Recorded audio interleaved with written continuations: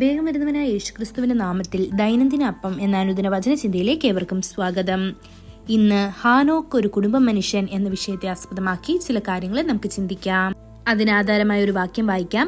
ഉൽപ്പത്തി പുസ്തകം 5-ാം അധ്യായം 22-ാം വാക്യം.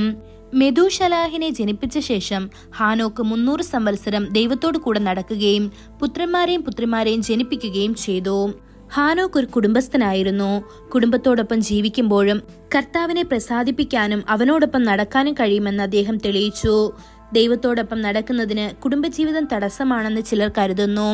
ഹിമാലയത്തിന്റെ താഴ്വരയിൽ തപസ് ചെയ്താൽ മാത്രമേ സ്വർഗത്തിൽ പോകാൻ കഴിയുന്നു എന്നവർ കരുതുന്നു. പഴയ നിയമത്തിൽ 2 വ്യക്തികൾ സ്വർഗത്തിലേക്ക് എടുക്കപ്പെട്ടു.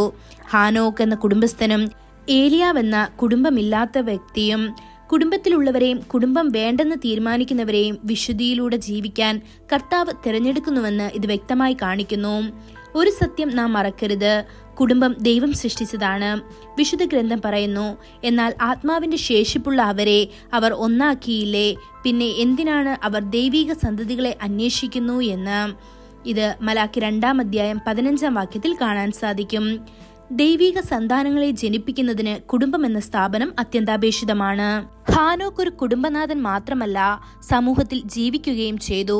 മരുഭൂമിയിൽ കരയുന്നവന്റെ ശബ്ദമാകാൻ സമൂഹത്തിൽ നിന്ന് വേർപെട്ട് മരുഭൂമിയിൽ ജീവിച്ച സ്നാപക യോഹന്നാനെ പോലെ ആയിരുന്നില്ല അദ്ദേഹം. ഹാനോക്ക് മനുഷ്യരുടെ ഇടയിൽ ജീവിച്ചു. കർത്താവിനെ പ്രസാദിപ്പിച്ചുകൊണ്ട് വിശുദ്ധ ജീവിതം നയിച്ചുകൊണ്ട് തന്റെ വിശുദ്ധി കാത്തു സൂക്ഷിച്ചു എന്നറിയുന്നത് എത്ര അത്ഭുതകരമാണ്. താമര വെള്ളത്തിലാണെങ്കിലും കുളത്തിലെ വെള്ളം ഇലകളിൽ പറ്റിപ്പിടിക്കാൻ അതിന്റെ ഇലകൾ അനുവദിക്കുന്നില്ല. ഉപ്പുരസമുള്ള സമുദ്രത്തിലാണ് മത്സ്യം ജീവിക്കുന്നതെങ്കിലും സമുദ്രത്തിലെ ഉപ്പ് ശരീരത്തിൽ പ്രവേശിക്കാൻ അത് അനുവദിക്കുന്നില്ല. അതുപോലെ നിങ്ങൾ ഈ ലോകത്തിൽ ജീവിക്കുന്നവരാണെങ്കിലും സാത്താന്റെയോ ലൗകിക മോഹങ്ങളാൽ യാതൊരു മലിനതയും അനുവദിക്കാതെ നിങ്ങളുടെ വിശുദ്ധി കാത്തു സൂക്ഷിക്കുകയും വിശുദ്ധമായ ജീവിതം നയിക്കുകയും ചെയ്യണമെന്ന് കർത്താവ് പ്രതീക്ഷിക്കുന്നു. ആദ്യമകൻ മെഥൂശലേഹിന്റെ ജനനത്തിന് ശേഷം ഹാനോക്കിന്റെ ജീവിതത്തിൽ വലിയ മാറ്റങ്ങൾ സംഭവിച്ചു. അന്നു മുതലാണ് അവൻ ദൈവത്തോടൊപ്പം നടക്കാൻ തുടങ്ങിയത്. ഇത് ഉൽപ്പത്തി പുസ്തകം 5-ാം അധ്യായം 22-ാം വാക്യത്തിൽ കാണാൻ സാധിക്കും. മെഥൂശലേഹ് എന്ന പേരിന്റെ അർത്ഥം അവൻ മരിക്കുമ്പോൾ അത് അയക്കപ്പെടും എന്നാണ്.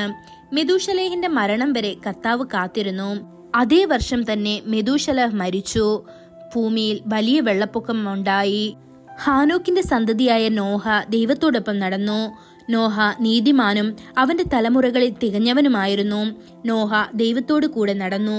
ഇത് ഉൽപ്പത്തി പുസ്തകം 6-ാം അധ്യായം 9-ാം വാക്യത്തിൽ കാണാൻ സാധിക്കും. അബ്രഹാം, ഇസ്ഹാക്ക്, യാക്കോബ്, ദാവീദിന്റെ പുത്രനായ യേശു എന്നിവരെല്ലാം ഒരേ വംശത്തിൽപ്പെട്ടവരാണ്. ദൈവമക്കളെ, നിങ്ങളുടെ സന്തതികൾ ദൈവത്തോടൊപ്പം നടക്കുന്ന തലമുറകളാകട്ടെ. ഈ വചനങ്ങളാൽ ദൈവം നമ്മെ ഓരോരുത്തരെയും അനുഗ്രഹിക്കുമാറാകട്ടെ. കൂടുതൽ ധ്യാനത്തിനുള്ള വാക്യം സങ്കീർത്തനങ്ങൾ 112-ാം അധ്യായം 2-3 വാക്യങ്ങൾ. അവന്റെ സന്തതി ഭൂമിയിൽ ബലപ്പെട്ടിരിക്കും. നേരുള്ളവരുടെ തലമുറ അനുഗ്രഹിക്കപ്പെടും. ഐശ്വര്യവും സമ്പത്തും അവന്റെ വീട്ടിലുണ്ടാകും. അവന്റെ നീതി എന്നേക്കും നിലനിൽക്കുന്നു. ഇന്നത്തെ ബൈബിൾ വായന രാവിലെ യെഹെസ്കേൽ 8, 9, 10 അധ്യായങ്ങൾ. വൈകുന്നേരം എബ്രായർ 13-ാം അധ്യായം. ആമേൻ.